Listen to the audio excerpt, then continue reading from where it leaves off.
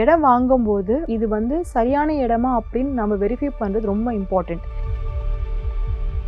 ஈசியில் பேர் இருக்கும், பத்திரத்தில் பேர் இருக்கும், ஆனால் பட்டா சிட்டால பேர் இருக்காது. நம்ம வந்து நம்மளுடைய பேருக்கு மாற்றிக்கிறது வந்து ரொம்ப அவசியமான ஒரு விஷயம். ஏன்னா பட்டா சிட்டாங்கிறது ஒரு ரெவன்யூ ரெக்கார்ட்.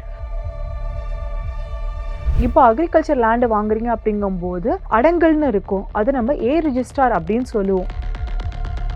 இந்த பதிவேடு பார்த்தீங்கன்னா நிலத்தை வந்து மொத்த ஊரோட நிலத்தையுமே அளப்பாங்க. அந்த மொத்த நிலத்தையும் அளக்கும் போது இந்த இடம் எங்கே இருக்குன்னு சொல்லிட்டு அளக்கும் போது உருவாகக்கூடியது தான் இந்த பதிவேடு.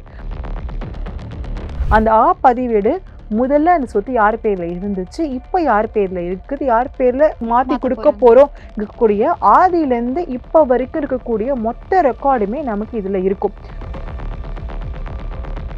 அந்த எஃப்எம்பி ஸ்கெட்ச் அப்படி என்னன்னு பார்த்தீங்கன்னா அந்த நிலத்துக்கான பவுண்ட்ரிஸ் மார்க் பண்ணி கொடுக்கக்கூடிய ஸ்கெட்ச். ஏன்னா நீங்கள் ஒரு வீடுங்கும் போது 10 இடத்துல விசாரிச்சு தான் இடமே வாங்கியிருப்பீங்க.